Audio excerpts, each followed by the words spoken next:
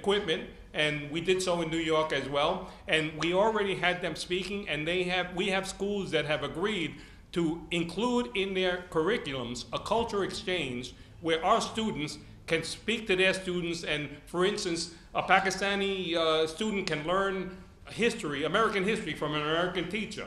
An American student can learn his Pakistani history from a Pakistani teacher. Now this is the long game, right? Because think about it. If we're talking about Pakistan having a bad perception around the world, think about young people in our schools growing up, K to 12, having had Pakistani friends from the internet, from these conferences, from these cultural exchange. It will go a long way to help that bond between our people and our societies.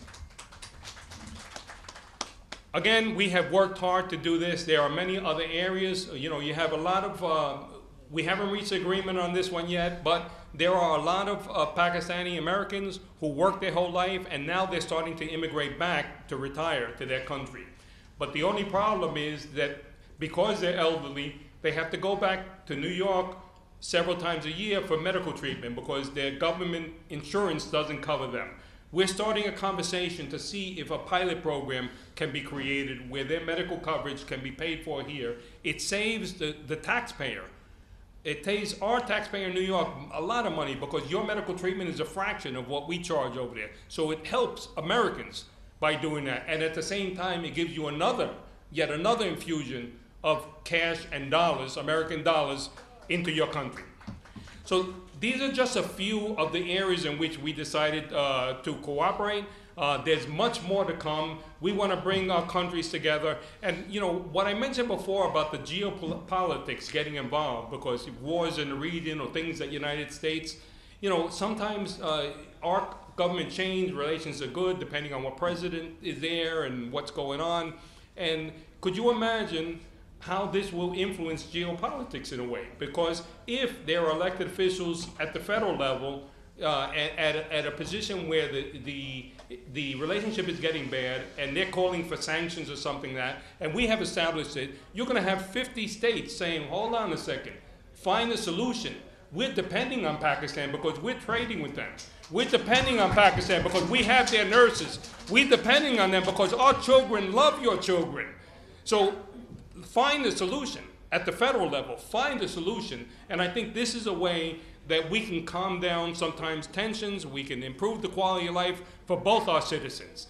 And in the end, this whole project is summed up in several words. And I would say those words are New York and Pakistan Zindabad. I would like to introduce my colleague, who knows all too well what you, the press, have gone through. He was born in the former Soviet Union, where there was no free press.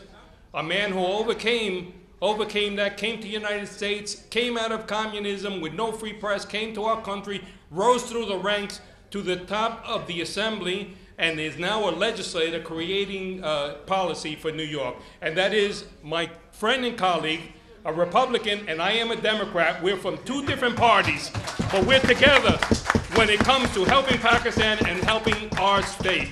Assemblyman Alec Brooke-Krasky. Good evening. First of all, thank you so very much for such a... I can do without a mic. Okay. Thank you so very much for so wonderful, wonderful reception. Thank you, Christian. Christian, without you, I wouldn't be able to talk about it. Reception is wonderful, beautiful. I hope that we'll have the same reception from American journalists when we come back. Happy 4th of July, everybody. Everybody. Because yes, America is a beacon of freedom, but, and I have to talk to you like a person who's been having a different experiences in this life, including experience of living in the former Soviet Union for about 30 years. For 35 years, I'm in America, for more than 35. You have a monument here dedicated to the people who sacrificed their life for the freedom of speech, who sacrificed their life for letting the society know what is really going on in this society, and especially what's going on in the elites of the society.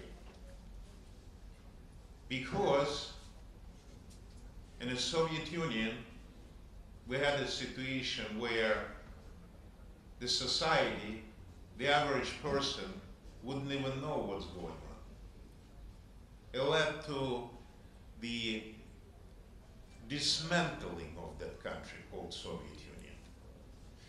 And yes, today, again, without going into details, I can tell you that in the Russian Federation, there is not much of a freedom of a press right now.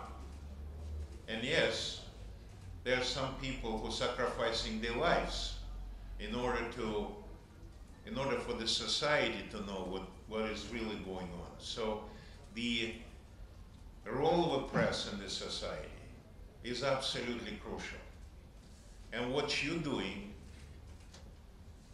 in your capacities as a journalist is extremely important, not only to Pakistan, but it's important for the rest of the world.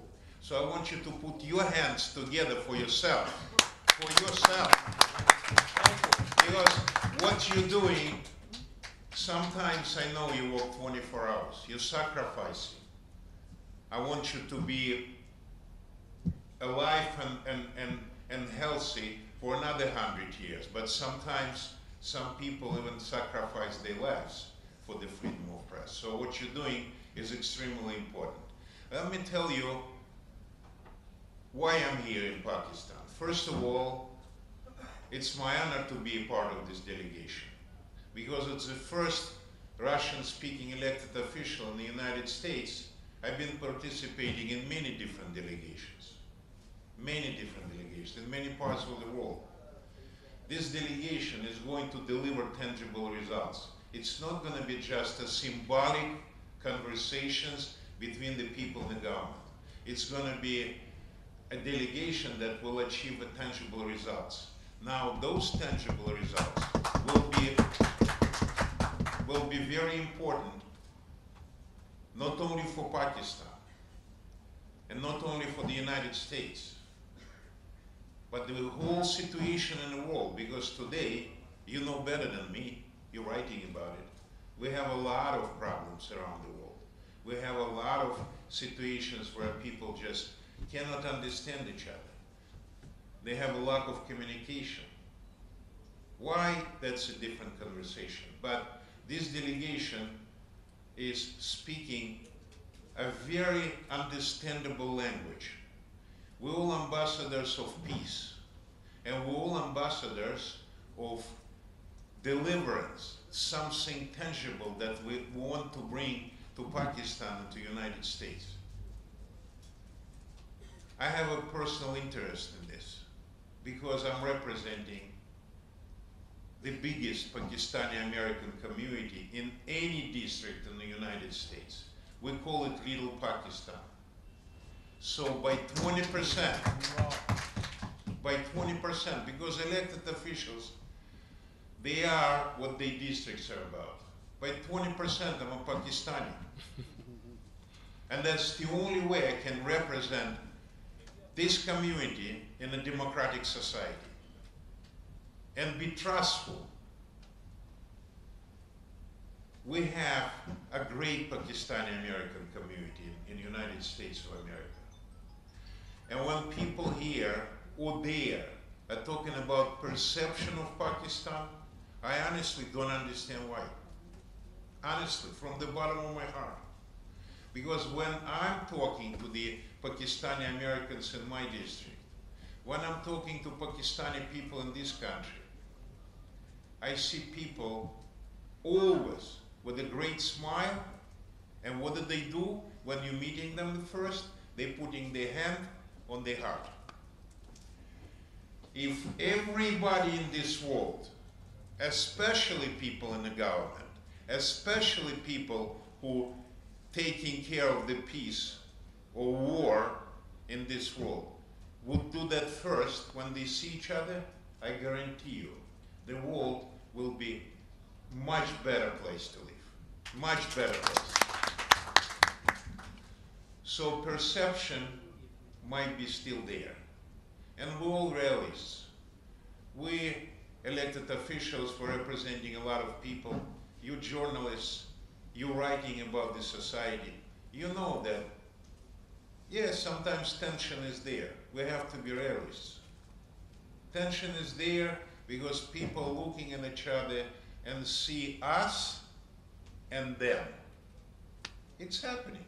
But in order for us to break those barriers, we have to respect each other.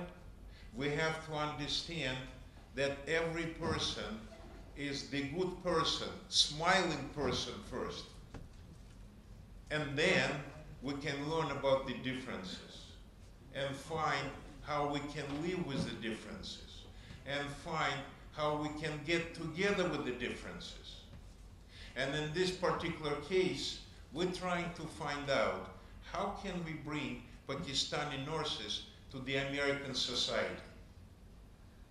And for me, knowing how good Pakistani American community is, bringing to the United States of America values, family,